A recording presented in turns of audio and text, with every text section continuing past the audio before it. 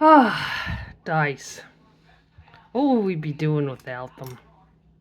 At least what would we D&D care people would be doing without them? I mean, used to used to be that you couldn't. It was almost impossible to get D&D dice in the early days of D&D, the 70s and the early 80s. You pretty much had to get them out of the catalog. And then, or an educational supply store if you were lucky. And there are these little soft little things that, little, that you would, they'll just turn to a sphere after you rolled them enough.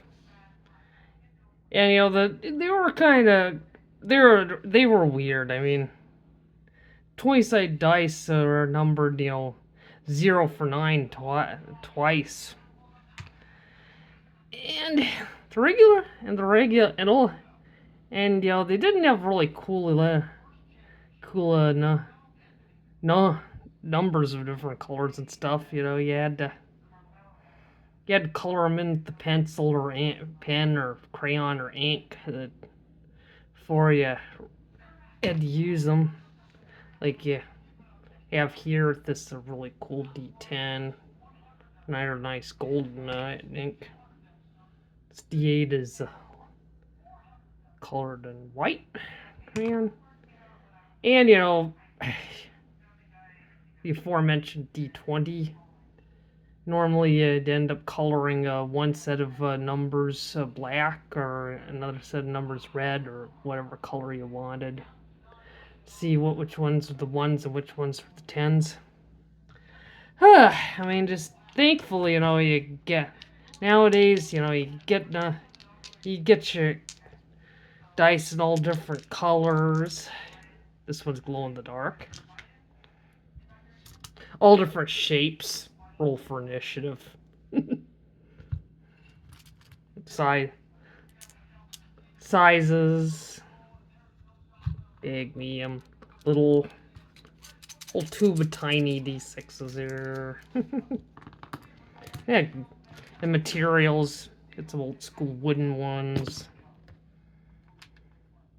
Really bouncy silicone dice that are really fun to play with, although more often apt to bounce off the table.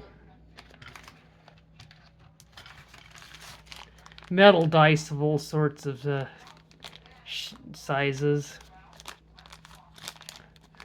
So these sets came from blind bags, the little pin and the D4s are like really sharp, so sure to pick those up when you're done with them.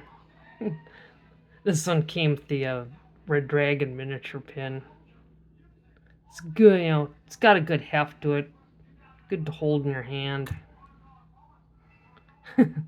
This is one of my favorite metal dice. Yeah, I got a Rubik's Cube motif in grayscale. You even have like semi-precious metal stone dices. Like this is the only one I got. Really neat to look at the end, through the end of it. Pretty cool. Have a replica die. This is a replica die from bone. You even have ones that are like erasers or foam rubber ones. and all the shapes they can't come in. These barrel dice were really popular back in the 90s. Fun to roll around. Need a little fidget toy. And there's this weird little 4-sided die.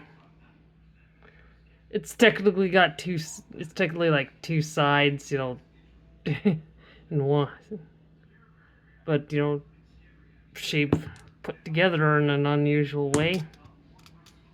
And the advantage this has over standard D4s, it doesn't have pointy edges, so if it falls off the table, it doesn't turn to a caltrop.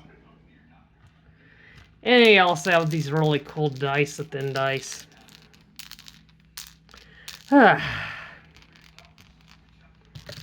And hooey. And then there's this, the golf ball, aka D100, literal D100. Yep, 100. I also have an old school one from the 80s. It broke, but I had to patch it back together. It's upstairs. Anyway, just a little rambling I wanted to make about dice and D&D. How far we've gone. If you liked it, what you heard, please like, subscribe, leave a comment. We'll see you next time. Peace. And keep on rolling.